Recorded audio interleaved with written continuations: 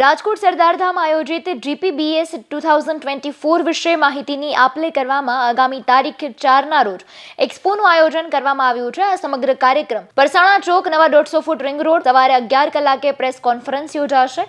આ અંગે વધુ વિગત ગ્લોબલ પાટીદાર બિઝનેસ સમિટના આગેવાનોએ અબતક મીડિયા હાઉસની મુલાકાત લઈ પૂરી પાડી હતી. જે આપણે રાજકોટ ખાતે એક્સપો થવા જઈ રહ્યો છે, એક આપણું ગુજરાતનું ગૌરવ કહી શકાય. ગુજરાતમાં તો મને લાગે છે, આમ મેં સરકારને મેં કીધું છે કે હું તમને એમ નહીં કહું કે ભાઈ તમારા વાઇબ્રન્ટ કરતાં મોટું છે, પણ વાઇબ્રન્ટ કરતાં વાઇબ્રન્ટને સમકક્ષ તો ચોક્કસ છે આ, અને એ જ ઇન્ફ્રાસ્ટ્રક્ચરનું છે. અને બધા સ્વયંભૂની અંદર પાર્ટિસિપન્ટ થયા છે.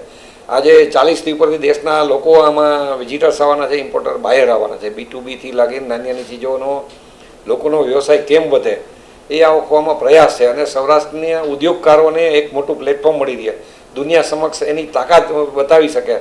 તો હું દરેકને આપણા જે કાંઈ વ્યવસાયલક્ષી લોકો હોય, જે અત્યારે પ્રેઝન્ટમાં વ્યવસાય કરતા હોય કે ભવિષ્યમાં કરવા ચાહતા હોય, કે યુવાનો હોય કે યુવતીઓ હોય, જે આ દિશામાં કામ કરવા માગતા હોય, ઇન્ડસ્ટ્રીયલમાં પોતાનો વ્યવસાય, એને ચોક્કસ આ એક્સપોનો વિઝિટ કરવી જ જોઈએ.